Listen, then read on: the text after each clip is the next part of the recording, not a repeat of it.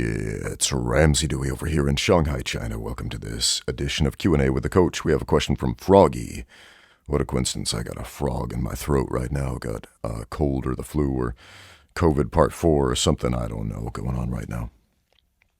But onward and outward. Froggy says, I do have a question. I know there's all that talk about how older martial arts used to be super deadly and just lost their dangerous bits over the years and centuries. But my question is this, are there any that legitimately used to be more dangerous than they may be today? Dangerous. Do we really want our martial arts to be more dangerous? I know there are a lot of martial arts training practices that are definitely dangerous, and they're not dangerous for bad guys out there on the streets that you might be self-defending yourselves against or whatever you're training for. They're dangerous to you. So, I remember reading through this old translation of a Kung Fu training manual. I don't remember which Chinese martial art it was, but I was looking through some of these training methods, and some of them were legitimately stupid. And stupid because they were incredibly dangerous. One of them involved bashing your head against a wall, a brick wall. Yes, bashing your head against a brick wall. And if you know anything about how the brain works, how concussions work, how brain damage works, you should know that's a bad idea. So this head bashing, head banging technique from hundreds of years ago was developed by, how can I put this, an idiot. He might have been a tough idiot, but he was an idiot nonetheless, who advised his students to bash their heads against the wall to toughen up their heads. So that martial art was legitimately more dangerous back then than most modern counterparts, because most modern people are aware of the fact that bashing your head against a wall is a dumb idea and won't do you one lick of good. Not all, but most, I know. If you watch some of these crazies on the internet, some of them actually will still do things like bash their heads against the wall or have their coach line up all the students and punch them repeatedly in the head to toughen them up. Don't do that. That's stupid. If you're part of a gym like that, get out. You're in a dangerous cult. Were there more dangerous cults in the past in the martial arts community? I don't know, because I think there are more martial arts schools in the world today than there have ever been. So there are probably more dangerous martial arts cults today than there have ever been before.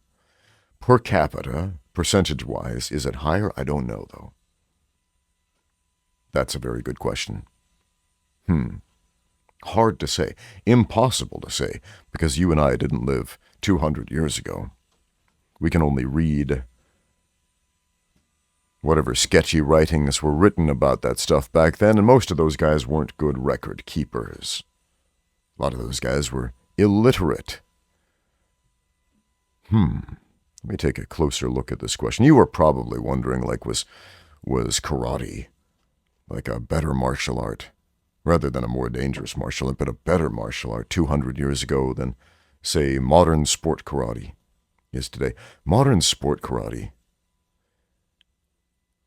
in America, a lot of people don't know this. Here's a crazy story about modern sport karate in America. Modern sport karate is basically Taekwondo. And this upsets a lot of karate practitioners who get into fights with Taekwondo practitioners on the internet, and they say, karate's better than Taekwondo. Nuh-uh, Taekwondo is better than karate. Look, okay, back in, I think it was the 1960s, there was a dude named Kim, came from Korea, and he moved to Texas, and he opened up a Taekwondo gym there. And he didn't have a lot of commercial success teaching Taekwondo. He did, however, notice that karate was a popular martial art that was more easily recognized by the American public. And he thought, well, hey, I do martial arts better than these karate guys. I'm just going to call my gym Kim's Karate instead of Kim's Taekwondo. And so Kim's Karate became a popular karate school in the south of the USA, in Texas and the surrounding states. It spread, it franchised. Kim's students started their own gyms, Anyway, there was this karate lineage that came from Kim's Taekwondo under the banner of Kim's Karate. And many of Kim's students and his students and so on, again, started their own karate schools teaching what was taught to them, which was essentially old school Taekwondo. And so if you watch modern American karate competitions, they were heavily influenced by this guy, by Taekwondo, which is why we see so many high kicks and other Taekwondo kicks in karate. What's even crazier is Taekwondo, Korean Taekwondo, is just a Korean version of Japanese Shotokan karate. Yeah, did you know that?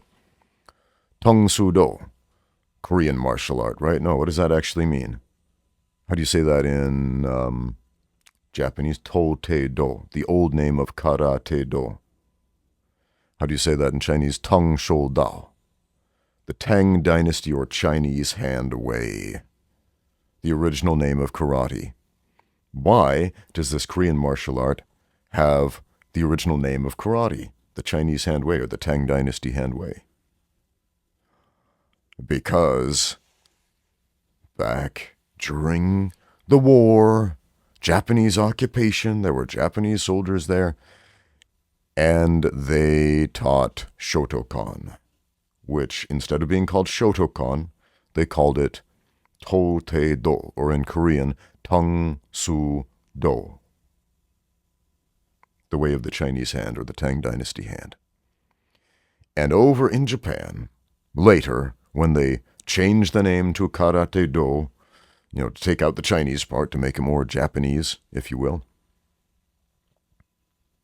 they didn't change the name in Korea. They kept the name Tong-su-do, Tong-shou-dao, To-te-do, the way of the Chinese hand. And then, when that got shipped over to America, they basically followed the tradition of Kim's Karate and became punch-kickery like the rest of them. If you actually look at old karate forms, it's not that it was more dangerous, and you understand what those forms actually represent. It's not that it's more dangerous than all the variations of kickboxing that are called karate today. It was a radically different martial art. It was much more heavily focused on grappling, on grabbing, on grip fighting, on hand fighting, on takedowns, on joint breaking techniques, on wrist locking,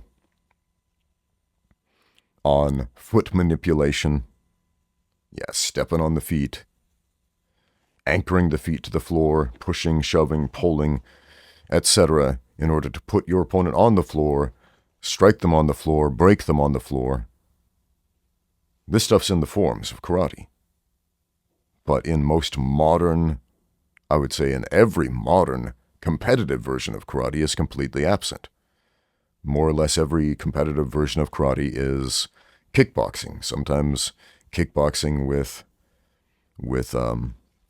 maybe a takedown allowed. If you look at some of the older karate competitions would allow like a throw and then a strike to the downed opponent, and then you had to let them up again. But for the most part, it was punching and kicking. And that's weird.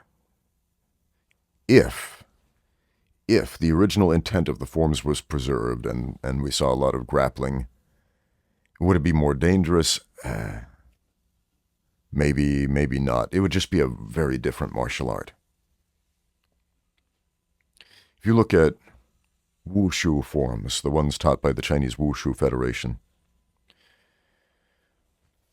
and then compare what the forms actually look like with what the forms were actually originally intended for, it's a very different thing. These Wushu forms, the modern ones taught by the Chinese Wushu Federation, the ones you'll learn in a Chinese sport university, for example, they've been modified heavily. heavily modified from the original versions, streamlined in many ways. Many changes were made for aesthetic purposes and so on. And so it's difficult to track down the original intention of many of these forms. The modern intention of the form is performance, to make it look cool, basically, to make it look pretty, to show off a fun, athletic performance that people can clap for and be like, oh, good job. Let's go make some wuxia movies with that type of choreography. The original intention of that stuff, well, it was fighting, striking and grappling and using weapons in different ways. Is that more dangerous? Well, I had a student who had a master's degree in wushu from the Shanghai University of Sport. And while she didn't fight at the Shanghai University of Sport, she tore both of her ACLs during her training. So there is a level of danger to that type of martial art. Would she have experienced the same injuries if she was training to fight? Well, she probably would have experienced different injuries if she was training to fight instead of doing these wild acrobatic jumping around wushu forms. Again, during any type of athletic performance, competitive or otherwise, there is a risk. You use your body, there's a risk. You step outside the door, you cross the road, there's a risk. So I'm giving you a way different answer than what you were probably expecting.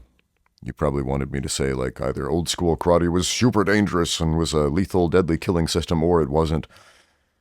But ultimately what I'm telling you is certain types of martial arts practices are more dangerous to you than to the bad guys, to your opponents, to whoever it is you would be fighting against. Take, for example, the concept of self-defense. Man, there are a lot of self-defense schools out there that are run by absolute bozos who shouldn't be running self-defense schools. Man, this last year I put my trust in some self-defense nerds over in Australia, and they crippled my knee for life. Man, they crippled my knee for life. Crawling up on the ceiling and dropping down on my head, like, the heck was that all about? February 2023. My knee was irreparably damaged when a grown man decided to climb on the ceiling above a doorway, which he knew I would be walking through. He lost his footing, his grips, and he fell on my head while I was propped up against a wall with a locked-out knee. The ligaments of my knees were destroyed, and the cartilage of my knees was shredded. 13 months later, walking is difficult. Every step is pain. I cannot run. I cannot jump. I cannot do the basic athletic things that I need to do in my daily life as a combat sports coach. It's something I've tried to move past, to forgive and forget. Forgiving is one thing, forgetting is impossible, because every single step reminds me of this. Every day I get a lot of comments on YouTube about the ultimate self-defense catastrophe, negative ones, like this one from Minerva265. Just 6 hours ago wrote this. To be honest, I was quite disappointed in you, Ramsey. You gave up way too quickly, and then start making excuses when you should be a well-trained martial artist. Your condition was also seriously below standard.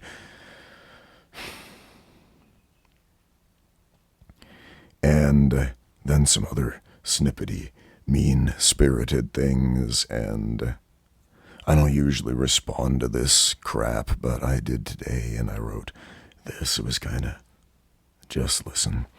I gave up too quickly, ? Those idiots crippled my knees for life. They ruptured the ligaments and shredded the cartilage in my knees irreparably. Over 13 months later, I can barely walk. I can no longer run or jump or do all the basic athletic things I used to be able to do. All because I helped a friend film some goofy YouTube videos. And I still pressed on through that agony. Screw you and your disappointment. I'm beyond disappointed with you. Excuses. Let's talk about excuses. Rokas can't even edit Season 2 because he's recovering from COVID right now. I did his stupid challenges while recovering from COVID. Think about that for just a second. Excuses. Being legally blind is an excuse. Screw you. You ableist fool. I should not wish my lot in life on others, but damn. I hope you learn some empathy the hard way. My condition was below standard. Well, no kidding. Let's see what kind of condition you would be in after being locked up by the CCP without adequate food or potable water for 3 months, and then contracting COVID and nearly dying. You have no idea the level of catastrophic suffering that happened in Shanghai to millions of people here last year. You have no idea, you ignorant fool. No, those aren't nice words, but those were my words, and I do not regret them. I meant every word.